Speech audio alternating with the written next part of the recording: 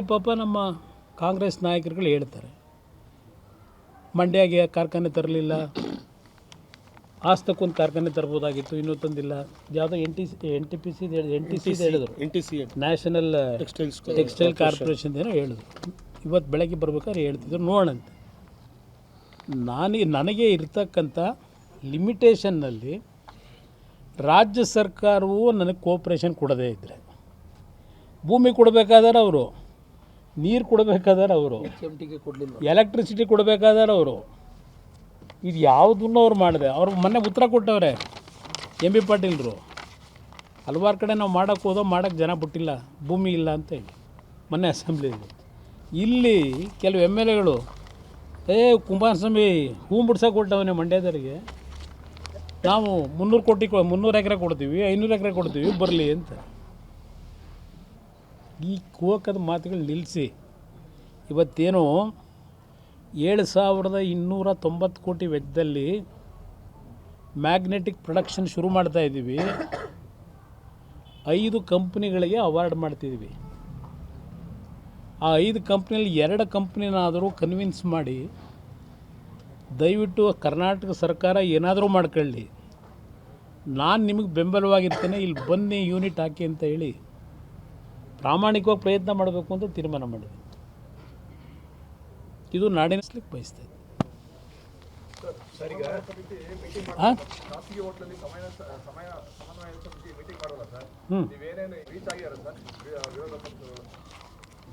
ವಿಧಾನಸಭೆ ಕಲಾಪದಲ್ಲಿ ಸ್ವಲ್ಪ ಕೆಲವರು ನಾನ್ ಸ್ಪೀಡ್ ಆಗಬೇಕು, ನಾನು ವಿಷಯ ತೆಗಿಬೇಕು ಅಂತ ಹೇಳಿ ಸ್ವಲ್ಪ ಜನರಲ್ಲಿ ಕೆಲವು ಇಂಡಿವಿಜುವಲಿ ಮಾಡ್ಕೊಂಡವ್ರೆ.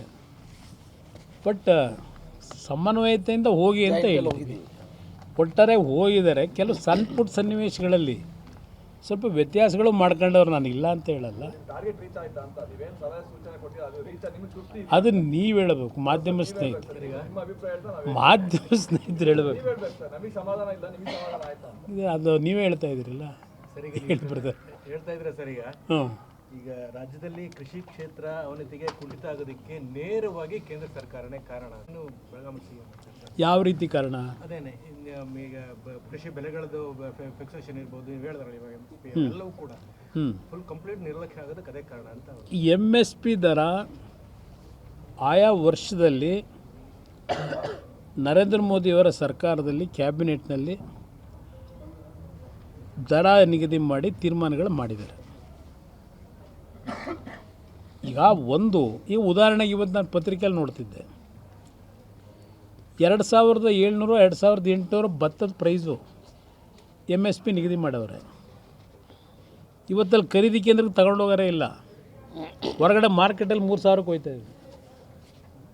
ನಾನು ಯಾಕಿದ್ದು ಹೇಳ್ತಾ ಇದ್ದೀನಿ ಅಂದರೆ, ನಾನು 2006-07 ಮುಖ್ಯಮಂತ್ರಿ ಇದ್ದಾಗ ರಾಯಚೂರಿನಲ್ಲಿ ಅದು ಭಾಳ ಉತ್ಕೃಷ್ಟವಾದಂಥ ಭತ್ತ ಬೆಳೀತಾರೆ. ಭತ್ತದ ರೇಟ್ನ ಈ ಮಧ್ಯವರ್ತಿಗಳು ಡೌನ್ ಮಾಡಿದ್ರು. ನಾನು ಅಲ್ಲೇ ತಕ್ಷಣ ಹೇಳಿದೆ ಅಧಿಕಾರಿಗಳಿಗೆ, ನಾಳೆ ಖರೀದಿ ಕೇಂದ್ರ ಓಪನ್ ಮಾಡಿ ಅಂತ. 2006 ಹೇಳ್ತಾ ಇದ್ದೀನಿ. ಅವರು ಖರೀದಿ ಕೇಂದ್ರ ಓಪನ್ ಮಾಡಿದ ತಕ್ಷಣ ಆ ಭತ್ತದ ಬೆಲೆನೇ ರೈಸ್ ಆಗೋಯ್ತು. ನನಗಾದ ಅನುಭವ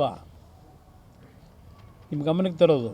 ಈ ಸರ್ಕಾರಕ್ಕೆ ಹೇಳ್ತೀನಿ, ಮೊನ್ನೆ ಇಲ್ಲಿ ಹಾಸನದಲ್ಲಿ ಏನಾಯಿತು, ಮೆಕ್ಕೆಜೋಳದ ಕತೆ ಏನೋ 34 ಲಕ್ಷ ಮೆಟ್ರಿಕ್ ಟನ್ನು ಏನೋ ಖರೀದಿ ಮಾಡಬೇಕು ಮಾಡಿ, ರೈತರ ಅರ್ಧ ಮಾರ್ಕೊಂಡೇ ಇದ್ರಲ್ಲ. ಒಂದು ನಿಮಿಷ ಇರೋಣ. ಅದು ನಿಮ್ಮ ಮಿಡ್ಲ್ ಮ್ಯಾನ್ಗಳಿದ್ರಲ್ಲ, ನಾನು ಜಾತಿ ಹೆಸರಲ್ಲಿ ಹೇಳಲ್ಲ, ಆ ಮಿಡ್ಲ್ ಮ್ಯಾನ್ಗಳು ಕಳೆದ ವರ್ಷ ಖರೀದಿ ಮಾಡಿ ಇಟ್ಟಿದ್ದೆಲ್ಲ ಶೇಖರಣೆ ಮಾಡಿ ಆಲ್ಮೋಸ್ಟ್ 24 ಲಕ್ಷ ಮೆಟ್ರಿಕ್ ಟನ್ನ KMFನಲ್ಲಿ ಖರೀದಿ ಮಾಡ್ಕೋತಾರೆ. ಯಾಕೆಂದರೆ ಅದರಲ್ಲಿ ದುಡ್ಡು ಸಿಗ್ತಲ್ಲ ಇವರಿಗೆ, ಟೆಂಡರ್ ಕರೆದು. ನಾನು 2006-07 ಬರ್ತಾನೆ ಈ ರೇವಣ್ಣಿಂಗೆ ಹೇಳಿದೆ, ಅವ್ನು ಬಂದ ನನ್ನ ಹತ್ರ, ರೈತರನ್ನ ಉಳಿಸ್ಬೇಕು ಅಂದರೆ ನಮ್ಮ KMFಗೆ ಮೆಕ್ಕೆಜೋಳ ಖರೀದಿ ಮಾಡೋದಕ್ಕೆ ನೇರವಾಗಿ ಸರ್ಕಾರ ತೀರ್ಮಾನ ಕೊಡಿ, ನಮಗೆ ಸ್ವಲ್ಪ ಅಡ್ವಾನ್ಸ್ ದುಡ್ಡು ಕೊಡಿ ಅಂತ ಮಾಡಿಕೊಟ್ಟೆ. ಅವನು KMFನ ಅಧ್ಯಕ್ಷನೂ ಇದ್ದ. ಅವನ ತಲೆ ಒಳಗೆ ನಾನೇನೋ ಪರ್ಮನೆಂಟಾಗಿ ಕೆ ಎಮ್ ಎಫ್ ಅಧ್ಯಕ್ಷ ಇರ್ತೀನಿ ಅಂತ ಅವನು ತಿಳ್ಕೊಂಡಿದ್ದ. ನನ್ನ ಅಭಿಪ್ರಾಯದಲ್ಲಿ ಈ ಇದೆಯಲ್ಲ ಈಗ ಫೀಡ್ಬ್ಯಾಕ್ ಫ್ಯಾಕ್ಟ್ರಿ, ಆ ಜಾಗ ಕೊಟ್ಟನು ನಾನು ಮುಖ್ಯಮಂತ್ರಿಯಾಗಿ, ಕಟ್ಟೋದಕ್ಕೆ ದುಡ್ಡು ಕೊಟ್ಟನು ನಾನು, ಇವನು ಪುಣ್ಯಾತ್ಮ ಆಮೇಲೆ ಕೆ ಎಮ್ ಎಫ್ಗೆ ಅದನ್ನೆಲ್ಲ ಆಸ್ತಿ ಟ್ರಾನ್ಸ್ಫರ್ ಮಾಡಿದೆ. ಈಗ ಅದರ ಪೆಟ್ಟು ರೈತರಿಗೆ ಬಿದ್ದಿದೆ. ಇದು ನಡೀತಿರೋದು.